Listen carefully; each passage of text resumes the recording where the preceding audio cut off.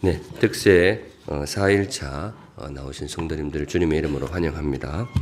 오늘 주시는 하나님 말씀은 잠언 3장 5절에서 7절 말씀 되겠습니다. 우리 한 목소리로 같이 한번 읽어보겠습니다. 잠언 3장 5절에서 7절 말씀 같이 읽습니다. 시작. 너는 마음을 다하여 여호와를 신뢰하고 내 명철을 의지하지 말라. 너는 범사에 그를 인정하라. 그리하면 내 길을 지도하시리라. 스스로 지혜롭게 여기지 말지어다. 여호와를 경외하며 악을 떠날지어다. 아멘.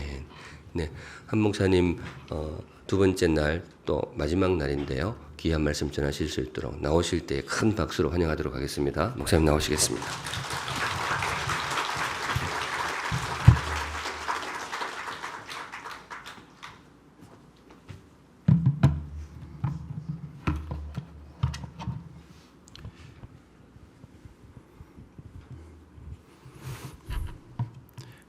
최 목사님하고 큰 차이는 없네요.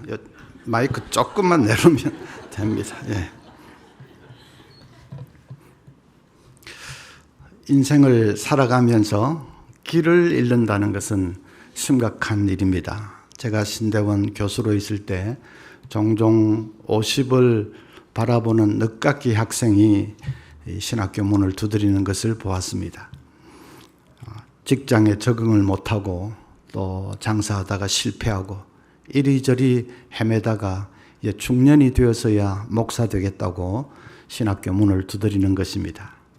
자기 길이 아닌 것을 이리저리 헤매다가 젊음도 다 소진해버리고 인생 후반전이 되어서야 하나님 앞에 두 손 들고 나오는 것을 볼 때에 참 안타깝기도 하고 측은하기가 그지가 없었습니다.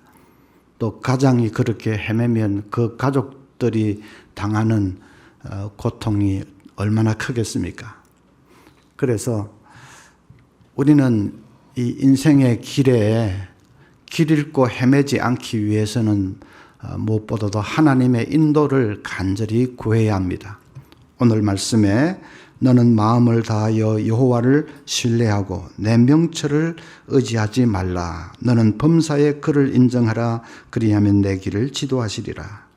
내 명철을 의지하지 말라라고 했습니다. 자기의 지식이나 경험이나 자기의 무슨 인생 노하우 그런 거 너무 자랑하거나 의지하거나 하지 말라고 했습니다. 너는 범사에 그를 인정하라. 범사에 하나님이 내 인생 길을 주장하시고 인도하시고 하나님이 주관하시는 것을 전심으로 믿고 하나님만을 바라보아야 된다 하는 말이죠. 그리하면 내 길을 지도하시리라. 하나님이 우리 인생길을 인도해 주신다 하는 말입니다. 어떤 사람이 새벽에 눈을 떴는데 보니까 정각 5시입니다. 이제 직장에 출근하려고 정류소에 나가서 버스 기다리는데 5분 기다리니까 버스가 왔습니다. 버스에 타서 무심코 세어보니까 앉아있는 사람이 5명입니다. 뭔가 느낌이 조금 이상해서 내가 내릴 정거장까지 헤아려 보니까 5번째 정거장에서 내립니다. 가슴이 두근거리기 시작합니다. 이거 뭔가 있다. 이제 사무실에 가서 혹시나 싶어서 또 헤아려 보니까 앉아있는 사람이 5명이 앉아 있습니다. 이거는 하늘의 계시야.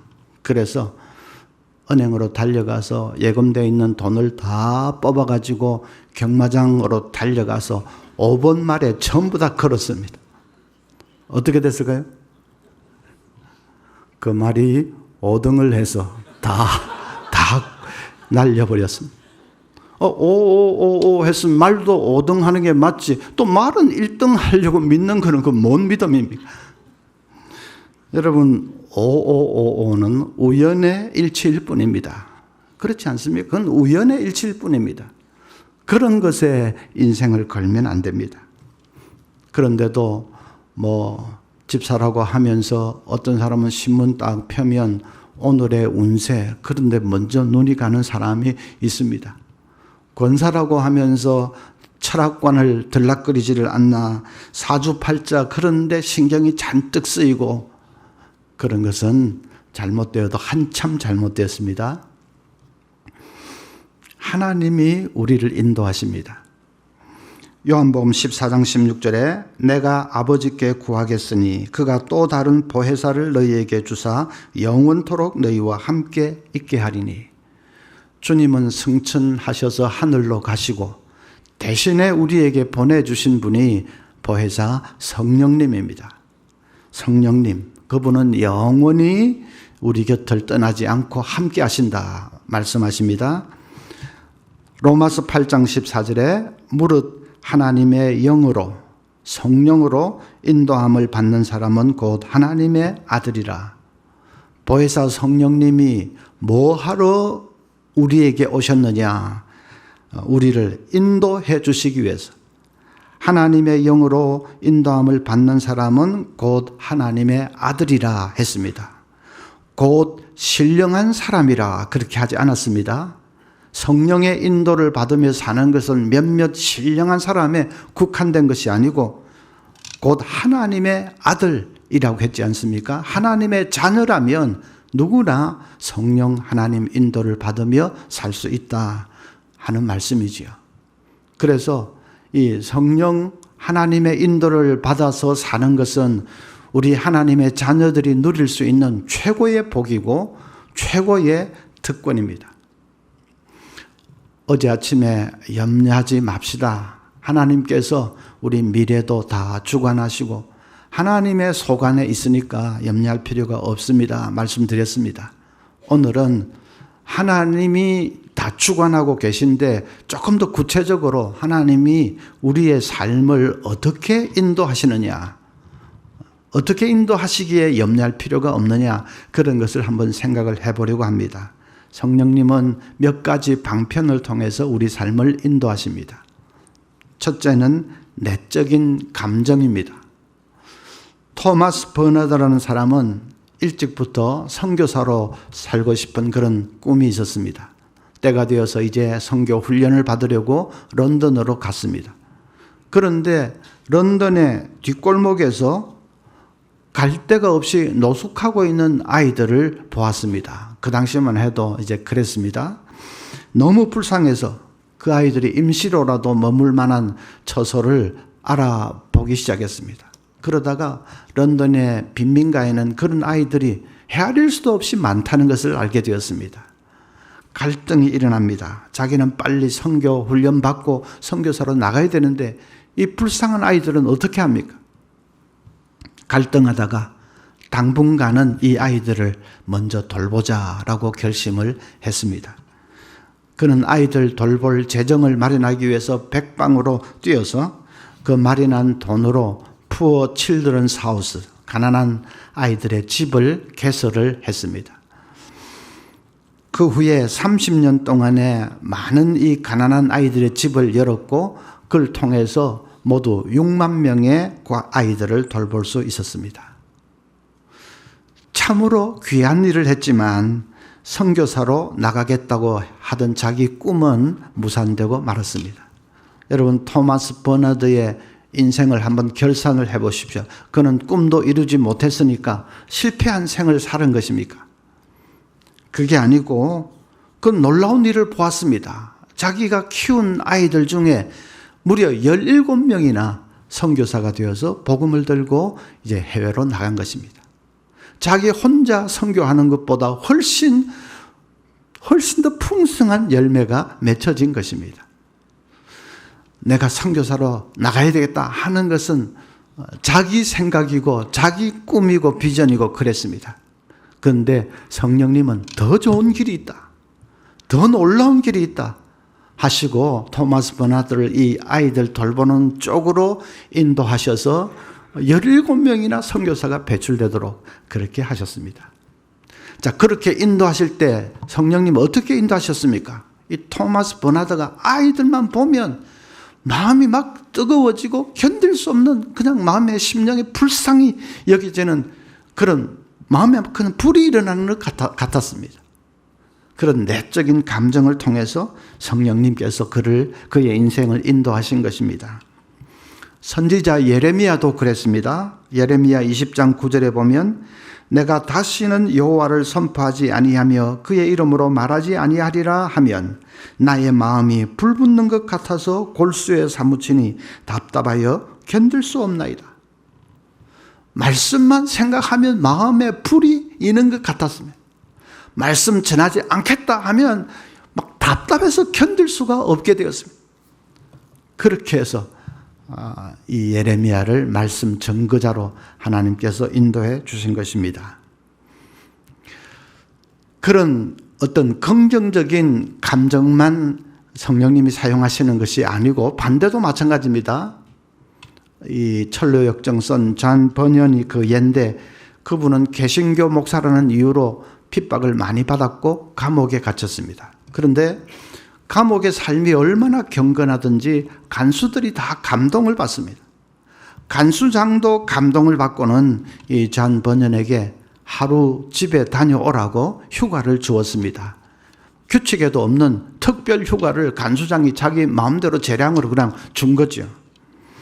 그래서 집에 가는데 이 번년의 마음이 이상하게 불편합니다. 진짜 오랜만에 이제 이 집에 가는데 마음이 기쁘고 막 빨리 달려가고 싶어야 될 텐데 이상하게 마음이 기쁘지도 않고 불편하고 부담스럽고 그렇습니다. 그래서 다시 감옥으로 되돌아와 버렸습니다. 간수장이 깜짝 놀라서 아니 왜 왔느냐고 그렇게 묻는데 번연이 이렇게 대답합니다. 당신은 허락했지만 하나님이 원치 않으셔서 돌아왔습니다. 번연이 돌아온 후 이 채 1시간도 되기 전에 왕이 보낸 사신이 감옥에 들이닥쳤습니다. 생전에 그런 일이 없었는데 사신이 시찰하겠다고 감옥에 들이닥친 것입니다. 간수장이 놀라서 막 벌벌 떨었습니다.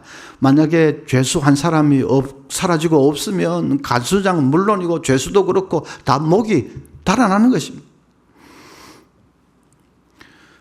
왜 존 번연의 마음이 갑자기 그 뜻밖의 좋은 선물인데 갑자기 마음이 불편하고 막 그랬을까요? 성령께서 곧 이어서 닥칠 위기에서 그를 건져주기 위해서 성령님이 그렇게 인도하신 것입니다. 우리 샘물교회 성도님들은 그런 인도를 체험한 적이 없으십니까? 때로는 우리 마음을 막 뜨겁게 하고 간절하게 하고 그래서 그 길로 가게 만드시고 때로는 우리 마음이 불편하고 부담스럽고 이상하게 막 그렇게 편치 못하게 그렇게 해서 때로는 우리를 막으시고 성령님이 그렇게 인도하십니다. 그래서 마음속에 그런 감정이 일어날 때는 그때 반응을 잘해야 됩니다. 데살로니가전서 5장 19절에 성령을 소멸하지 말며라고 했습니다. 그때 분명히 성령 하나님께서 주시는 것인데도 그걸 밟아버리고 무시해버리고 내 무슨 생각대로 해버리면 성령을 소멸하는 것이겠지요. 인도를 받을 수가 없게 됩니다. 둘째는 하나님의 말씀입니다. 주의 말씀이 내 발의 등이요 내 길의 빛이니이다. 시편에서도 그렇게 말씀했죠. 하나님 말씀은 늘 우리 등불이 되어서 우리 삶을 인도해 주시는데 성령님이 특별히 그 말씀을 아주 비상하게 깨닫게 하시고 그 말씀에 도전받게 하시고 깨어지게 하시고 하셔서 그래서 말씀을 통해서 인도하십니다. 자, 그렇게 말씀을 통해서 인도함을 받을 때는 내가 답을 미리 가지고 있지 않는 것, 그것이 중요합니다. 선지자 요나가 그 문제 때문에 실패를 했습니다. 요나는 분명히 니느웨로 가라고 하는 하나님의 말씀을 받았죠. 그런데 자기가 미리 답을 가지고 있습니다. 니느웨는 죽어도 안 간다는 것입니다. 그래서 다시스로 가는 배를 탔습니다. 마침 순풍이 알맞게 불어줍니다. 바람이 알맞게 불어주니까 그래 맞아 이게 내 길이야 맞아 하고는 그냥 배 밑창에 내려가서 기분 좋게 잠을 잤습니다. 근데 여러분 아시죠? 얼마 지나지 않아서 순풍은 폭풍이 되었고 요나는 물고기 밥 신세가 되는 아주 비참한 신세가 되고 말았습니다. 자기가 미리 답을 가지고 있으니까 분명히 말씀을 주시는데도 그런데 그 말씀을 무시해버리고 오히려 순풍이 부는 그거를 하나님의 인도로 생각하고 해석을 해버렸습니다. 그러니까 길을 잃을 수밖에 없었습니다. 어떤 사람이 밤길을 걷다가 발을 헛디뎌서 낭떠러지에서 굴러떨어졌는데 그냥 콱 이렇게 붙들었는데 풀뿌리를 붙들고 대롱대롱 매달렸습니다. 위를 향해서 살려주세요 고함을 지릅니다. 그런데 캄캄한 밤인데 뜻밖의 소리가 들립니다. 왜 그러느냐? 아이고 누구십니까? 네가 믿는 예수 그리스도니라. 아이고 마침 주님이 거기 계셨군요. 잘 됐으면 주님 저를 좀 구해 주십시오. 그래? 그러면 너 손을 놓아라. 이 사람이 아이 주님 그런 게 아니고요. 제가 발을 잘못 디뎌서 지금 낭떠러지 굴러 떨어지다가 풀뿌리 붙들고 매달려 있습니다. 손에 힘이 점점 빠져가는데 주님 손을 뻗쳐서 저를 좀 건져주세요. 그래 내가 너를 구해주마. 나 하라는 대로 하겠느냐? 아이고 하고 말고. 그럼 너 손을 놓아라. 이 사람이 조금 있다가 아이 그 위에 주님 말고 다른 사람 누구 없어?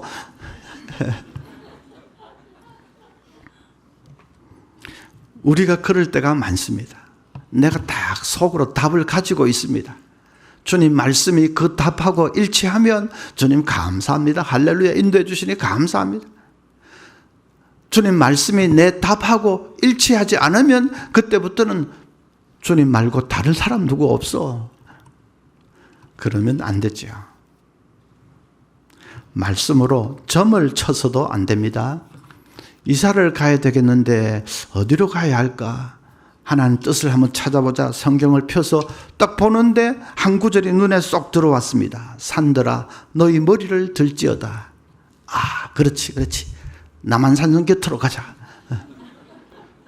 전혀 그런 뜻이 아닌데 그냥 산이라는 단어만 하나 나왔을 뿐인데 그게 남한산성 곁으로 하나님의 인도야 하면 그건 말씀을 무슨 점괘 비슷하게 보는 거 아닙니까?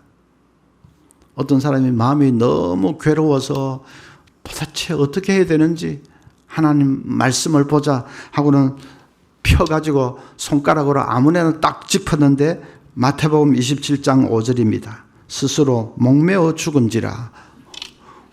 이거는 아닐 텐데 하고 다른 데 또 해가지고 탁 폈는데 누가복음 10장 37절입니다. 너도 이와 같이 하라. 왜 이럴까? 이건 도무지 아닌데 하고 또 막 아무렇게나 또 딱 짚었는데 요한복음 13장 27절입니다. 내 하는 일을 속히 하라. 말씀으로 점치려면 얼마든지 그렇게 할 수 있습니다. 그 신년 첫 주일에 뭐 말씀 뽑기 하는 교회들이 간혹 있죠. 그것도 참 걱정이 됩니다. 왜 그렇게 됩니까? 말씀을 잘 모르니까 그런 거지요. 문맥도 모르고 말씀의 흐름도 모르고 배경도 모르고 그러니까 그냥 딱 눈에 보이는 그 구절 하나 단어 하나 가지고 마치 점치듯이 그렇게 하면서 그걸 하나님의 인도라고 하면 그건 아주 위험하고 잘못되기가 쉽습니다. 말씀을 그래서 잘 알아야 됩니다. 영국의 조지 밀러는 일생 동안 수천 명 고아들을 길러낸 고아의 아버지라고 불리는 분입니다. 재산을 쌓아놓아서 그렇게 할 수 있었던 것이 아닙니다. 늘 고아들 먹일 거 없고 입힐 거 없고 하면 엎드려 기도했습니다. 그래서 이 조지 밀러는 평생 5만 번 이상 기도 응답을 받은 것으로 유명합니다. 어떻게 그렇게 기도 응답을 잘 받을 수 있었을까? 그는 평생 신구약 성경을 200번 이상 읽었다고 합니다. 그런데 절반 이상은 무릎을 꿇고 읽었습니다. 성경을 그냥 무릎을 꿇고 얼마나 간절한 마음으로 사모하는 마음으로 겸손한 마음으로 그렇게 말씀을 읽었겠습니까? 그러니까 하나님의 뜻을 잘 알게 되었고 하나님의 뜻을 잘 아니까 그 뜻에 맞춘 기도를 또 할 수 있게 되었고, 그런 기도 응답을 그렇게 많이 받은 것은 당연합니다. 우리도 무릎을 꿇고 읽듯이 그렇게 간절한 마음으로 말씀을 읽어야 합니다. 이제 가을철 되니까 뭐 성경 읽게 하는 교회들이 좀 많이 있습니다. 간절한 마음으로.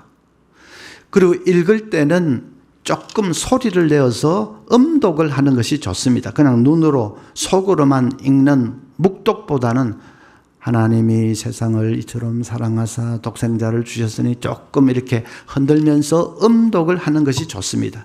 그러면 입은 소리를 내고 귀는 그 소리를 듣고 눈은 또 말씀을 보고 머리는 생각하고 가슴은 받아들이고 온몸의 기관이 동원이 되기 때문에 그냥 읽는 것보다는 훨씬 좋습니다.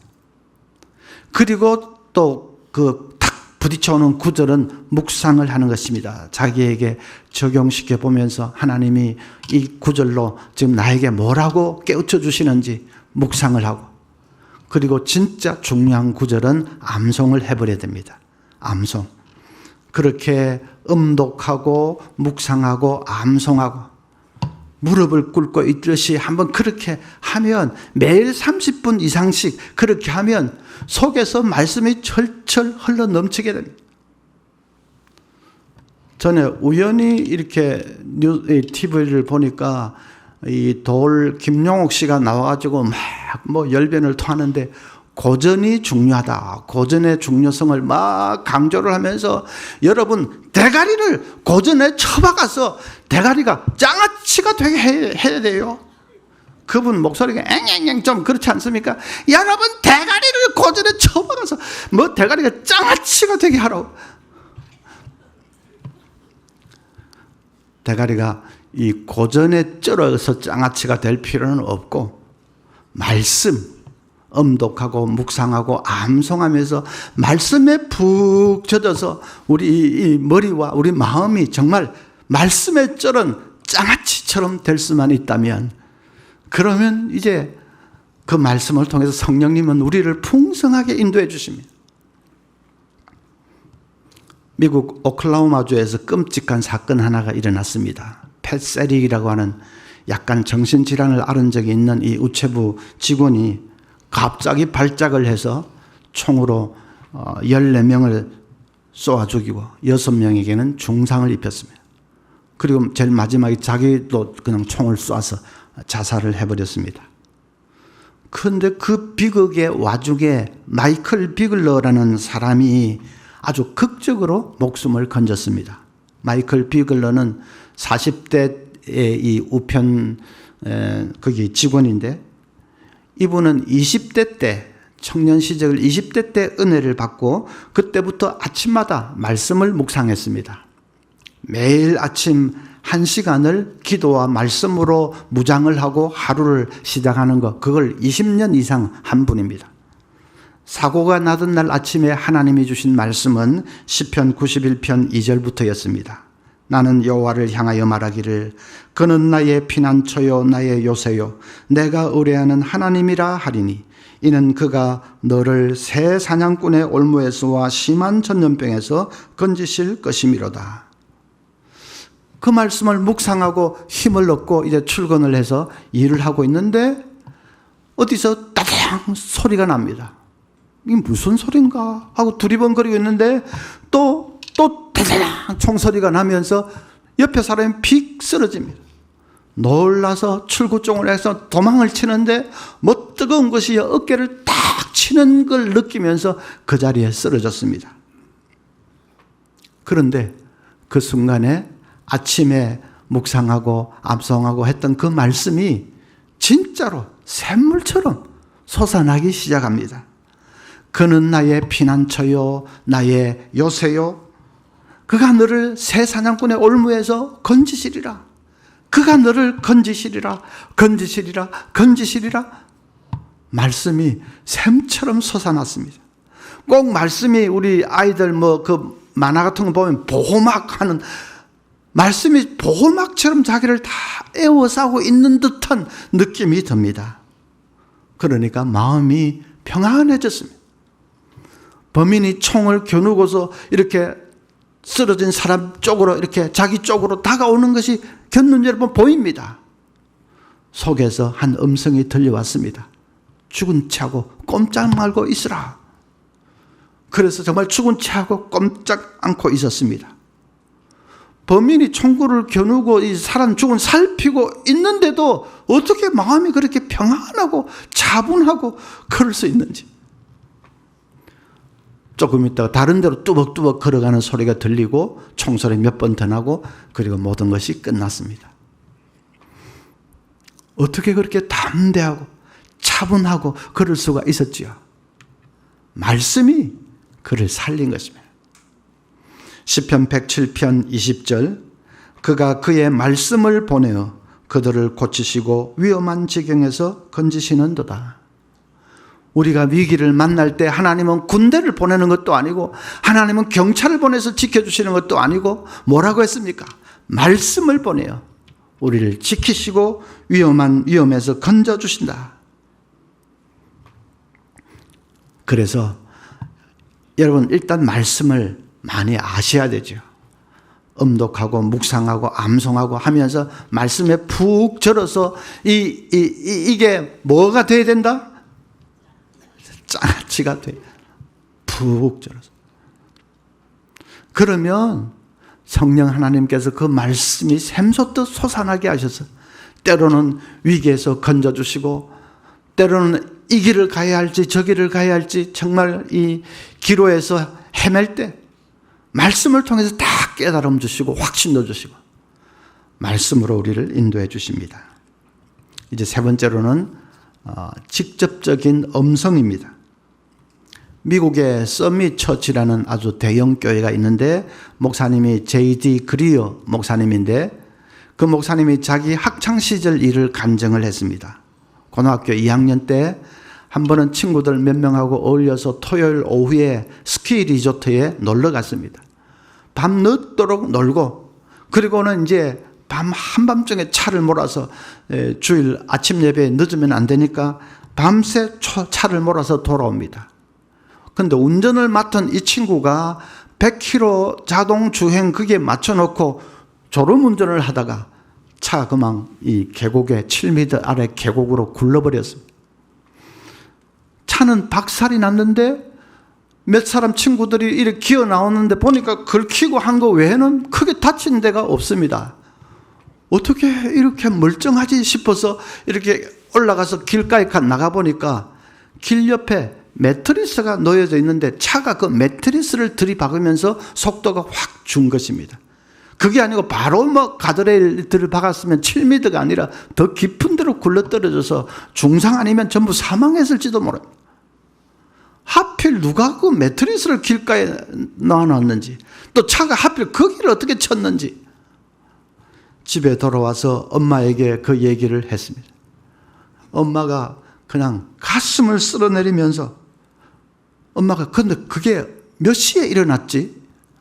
새벽 그때 5시 21분이었어요. 엄마 그랬습니다. 왜냐하면 차가 구를 때 그 충격으로 눈을 탁 떴는데 이 차가 거꾸로 돼서 디지털 시계 거꾸로 5시 21분 그게 눈에 그때 쏙 들어왔기 때문에 그 시간을 기억합니다.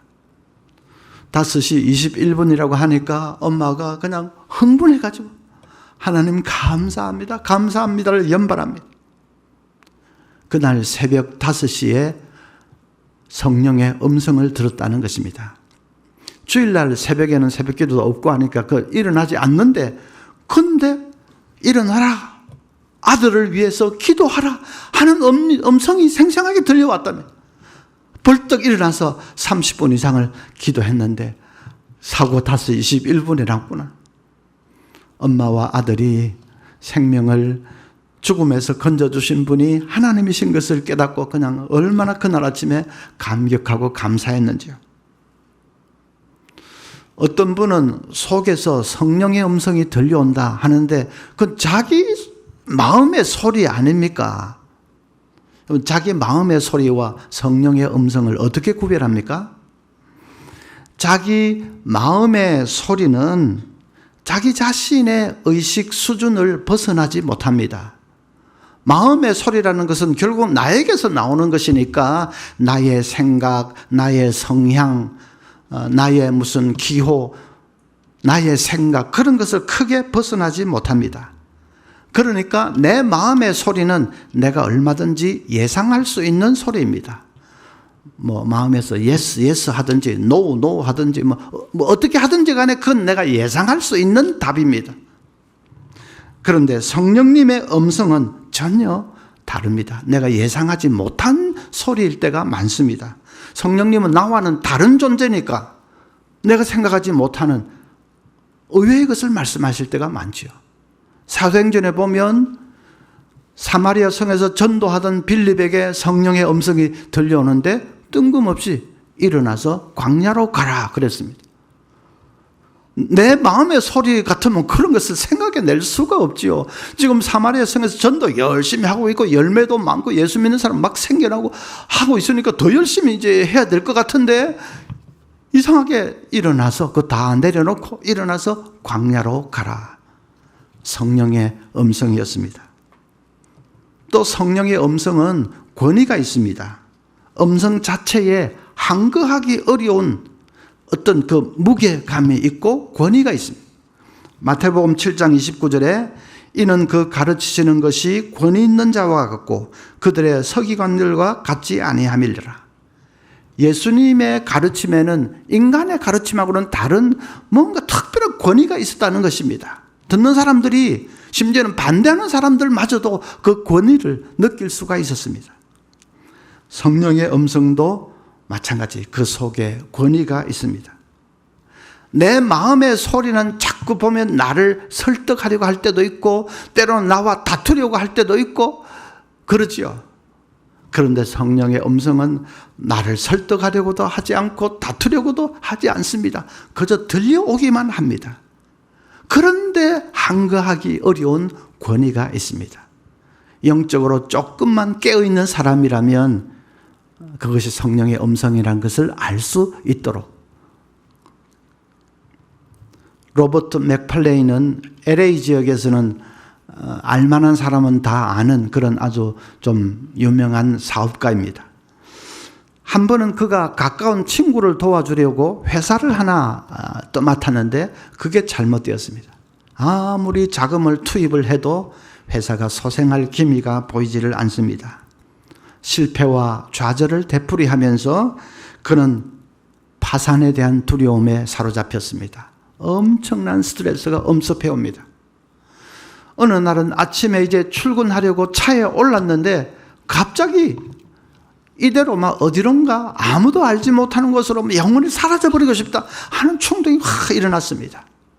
우리 남자들, 가장들 너무 힘들 때는 그럴 때가 있지요. 그 충동에 사로잡혀서 이 차 핸들을 회사가 있는 시내 쪽이 아니라 반대로 그냥 꺾었어.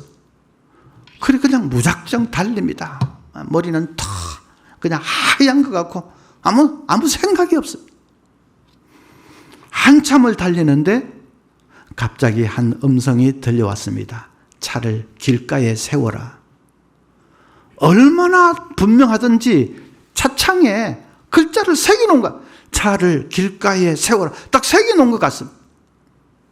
길가에 세웠습니다. 또 음성이 들려왔습니다. 내 아들 예수는 평생 네가 알지 못하는 긴장 가운데 살았다. 그 긴장이 몰려올 때마다 그는 나를 찾고 또 찾았다. 너도 꼭 그와 같이 하면 된다. 옆에서 친구가 말해주어도 그보다 더 또렷할 수가 없을 겁니다. 또렷하게 들려왔습니다. 이 로버트 맥플레인의 핸들을 붙든 채로 응하고 울었습니다. 하나님 아버지, 제가 어리석었습니다. 그냥 제 마음대로 어떻게 해보려고 이 위기를 벗어나 보려고 발버둥을 쳤습니다. 제가 너무 어리석었습니다. 이제부터는 정말 당신만 바라보고 살겠습니다. 당신만 의지하고 살겠습니다. 회개하고 결심도 하고 그렇게 한참을 눈물을 흘리면서 기도했습니다. 그러고 나니까 마음에서 이상하게 용기가 샘솟기를 시작합니다. 그래서 차를 돌려서 롱비치에 있는 자기 사무실로 향했습니다. 놀라운 일이 일어났습니다. 거액을 연체하고 있던 이 채무자가 자기 발로 걸어와서 빚을 갚겠다고 합니다. 노조 대표가 오더니 이 얽혀있는 문제 몇 가지를 풀겠다고 합니다. 자기들이 먼저 풀겠다고 합니다. 산적한 문제들 중에 중요한 몇 가지가 그날 하루에 다 해결이 되어버렸습니다. 성령 하나님께서 그렇게 음성으로 들려주시고 인도해 주셨습니다. 성령님은 이 마음의 이 감정으로, 우리 내적인 감정으로 우리를 인도하시고 또 하나님 말씀으로 길을 보여주시고 인도하시고 또 분명 어떨 때는 음성으로 우리를 인도하십니다. 여러분 그 인도를 늘 받으면서 사셔야 됩니다. 세상에 불쌍한 사람이 주일날 예배 1시간 드리고 나면 이제 신앙생활 다 한 것처럼 생각하는 사람, 뭐 어디 모임 한두 개 참석하면 다 한 것처럼, 세상에 불쌍한 사람, 그 사람은 수박 겉을 핥으면서 수박이 그 맛이 뭐 별로 없네 이러는 사람은 마찬가지입니다. 속을 쪼개어서 맛을 봐야지요. 날마다 성령의 인도함을 따라 사는, 그것이 하나님의 아들이라, 하나님의 아들 딸이라 말씀했지 않습니까? 그 맛을 보면서 사셔야 합니다. 염려하지 말라 해놓고는 다른 대안은 막연하게 뭐 하나님이 잘 알아서 해주실 겁니다. 그게 아니고 우리 하나님 구체적으로 우리를 인도하십니다. 마음의 감정을 통해 또 말씀을 통해서 직접적인 음성을 통해서 우리를 인도하십니다. 그 풍성한 인도 가운데 여러분 길 잃지 않고 인생의 이 여정을 잘 나아갈 수 있기를 바랍니다. 오늘 아침에 기도하실 때에 하나님 내가 정말 마음을 활짝 열어서 너 명철을 너무 그렇게 의지하지 말라고 했으니까 주님 이제 다 내려놓고 정말 하나님 인도를 따라 살도록 내가 영적으로 깨어있게 해 주십시오. 하나님의 인도를 체험하며 살게 해 주십시오. 그렇게 기도하는 이 새벽이 되었으면 좋겠습니다.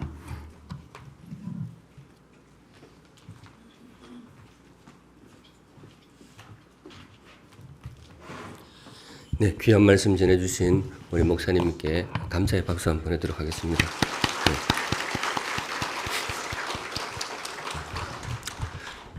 성령께서 제 마음에 말씀을 한 가지 주셨어요. 이 말을 하라 그래가지고 마음에 있다가 사실 한 목사님 사모님이 오늘 아침에 수술을 하십니다. 거기 뭐 큰 수술은 아닌데 거기 담석 거기 말씀드려도 되죠? 다 말해놓고 지금 말하면 제 마음에 좀 부담이 있어서 어제 말씀을 주셨는데 갑자기 통증이 있으셔서 조금 놀란 마음에 요즘 응급실이 좀 그렇잖아요. 그래서 어렵사리 들어갔더니 그래 수술 받으셔야 된다. 그래서 마음이 좀 어땠을지 모르겠는데 그래도 예, 참 귀한 말씀 주셔서 다시 한번 우리 기도하는 마음으로 또 한 목사님께 사모님께 감사의 마음으로 박수 한번 더 보내드리도록 하겠습니다. 네. 네, 우리 함께 찬양하겠습니다. 나의 가는 길 주님 인도하시니.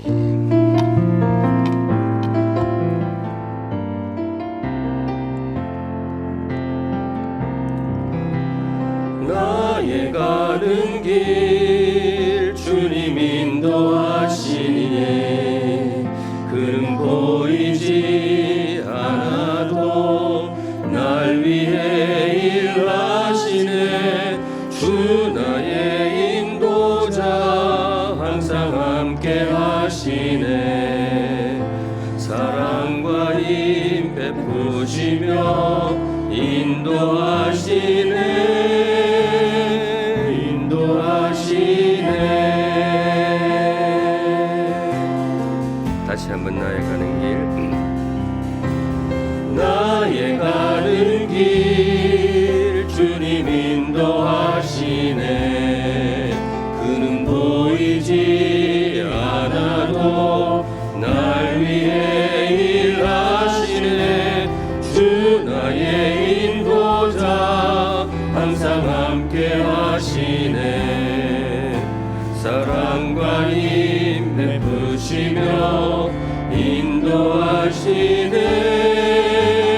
인도하시네 광야의 길을 만드시고 광야의 길을 만드시고 날 인도해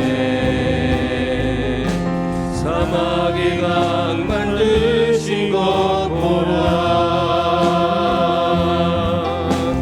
하늘과 땅 면에도 주의 말씀 영원히 내 삶 속에 새 일을 행하리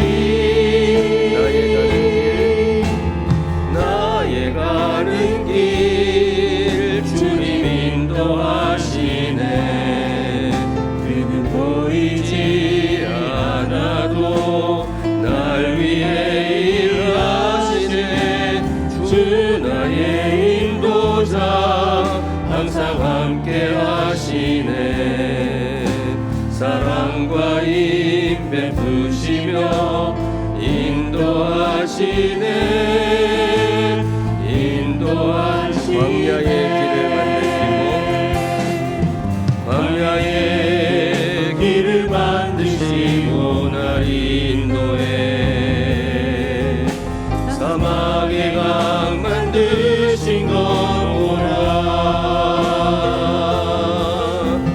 하늘과 땅 면에도 주의 말씀 영원히 내 삶 속에 새 일을 행하리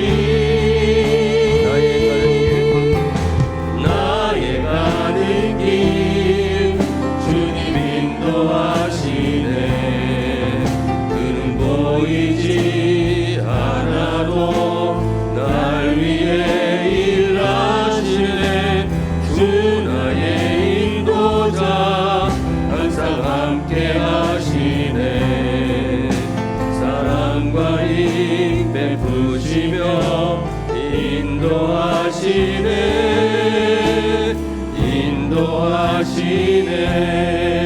인도하시네 다 같이 한번 기도하실 때 말씀 주신 대로 하나님 아버지 내가 하나님의 인도하심을 받는 인생 되게 하여 주시옵소서. 인도하심을 받는 인생이라고 믿습니다. 무엇보다 하나님의 인도하심에 민감한 인생 되게 하여 주시옵소서. 내적인 감정 통하여 또 말씀을 통하여서 때로는 직접적인 음성으로 우리에게 늘 다가오시는 하나님의 인도하심 제가 잘 분별하며 살아가는 귀한 인생 되게 하여 주시옵소서. 다 같이 하나님 앞에 기도하시겠습니다. 거룩하신 하나님 아버지, 하나님께서 우리 성도들의 삶을